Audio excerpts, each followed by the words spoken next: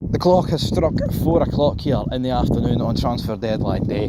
There's a bit of a lack of news, but let's talk about West Ham's failed move for Daniel Cummings. Celtic want to keep a hold of him.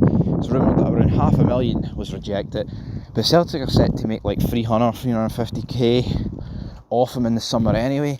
I think there's really only one reason why this move fell through, so stay tuned for it. But yeah, Daniel Cummings, I believe he's only made the one appearance for Celtic this season.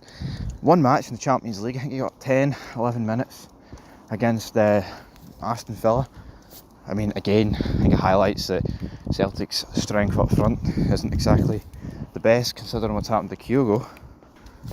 And I've seen the Daily Record pretty much slander Kyogo straight away. I think, he's set an 18-year record as he only makes like 7 touches in 66 minutes into his debut or something. It's like, Jesus, they couldn't wait to begin to bury the guy, couldn't they? As soon as he left. But yeah, let's put Kyogo. Celtic need to replace him, and I think that's the main reason why Daniel Cummings hasn't been allowed to go to West Ham. Sorry, because why else would you not let this guy go?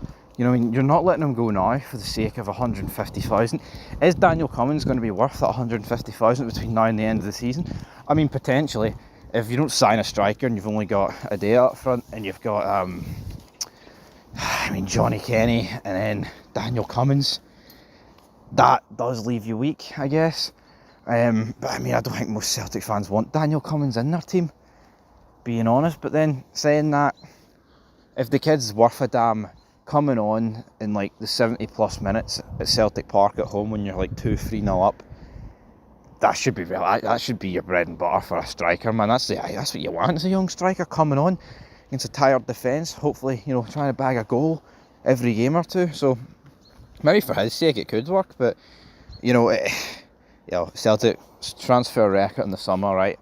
And it would sound very hypocritical for me to say they're doing the cheap option here, but is that the reality? Is Peter Law went, you know what? Could have signed Shishgarden for 14. Could have signed that guy from the Slovakian league for 8 to 10. How about we sign Hee Haw and we'll keep Daniel Cummings as third choice behind Johnny Kenny and Adam Adair. And that could be what he's thinking. Now here, if Rangers in some alternative universe were a point behind or a point ahead and Celtic got like an easier Champions League draw, maybe. But I think, honestly, I genuinely believe that Matthias Kifkarn would be already in the club by now, or they'd already have some other striker in. Now here, there is a few hours to go for Celtic. They could still make a signing, you know, Kelechi Iheanacho, that loan move fell through, whatever. But it just feels a bit weird, doesn't it? Celtic, they are leaving themselves a wee bit light up top. Now Daniel Cummings clearly wants to go. I mean, where's his motivations going to lie? He has played, I believe, 10 games in the Lowland League this season. 10 games in the Lowland, 18 games in the Lowland League, 18 goals. Here, not going to pretend the Lowland League's prime Serie A in the 90s, but at the same time, guy clearly knows how to score a goal. So we'll see how that goes for him. But as for Celtic, of course, it's the one game in the Champions League. He's played a lot. I mean, in the UEFA Youth Champions League, 6 games, 6 goals. So it's a tough one. But from the outside in, I would just suggest that Peter Law's going for the cheap option. People can, we're loan and freebie FC, but Peter Law, right? They're not going to spend 14 million when they're this. I mean, they're on the verge of doing a treble anyway. Why is he going to spend 14 million on a striker when he can literally just roll it right out to the summer? And also, see, January, man, it's an incredible hard time to do business. Just look at the Premier League.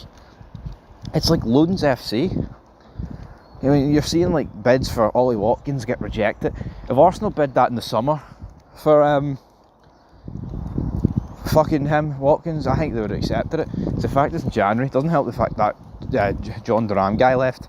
But 75 million for him is stupid money, even though he's pretty good. And then you've seen like the day with Tottenham, Mark Gay, 70 million bid rejected. If these were happening in the summer, man, and also the fact it's deadline day doesn't help for his move. But January's just a shite window to do business. It's normally loans, you know what I mean, that sort of talk. So anyway guys, I want you to leave your thoughts down below. What do you make it? Are Celtic going to sign a striker?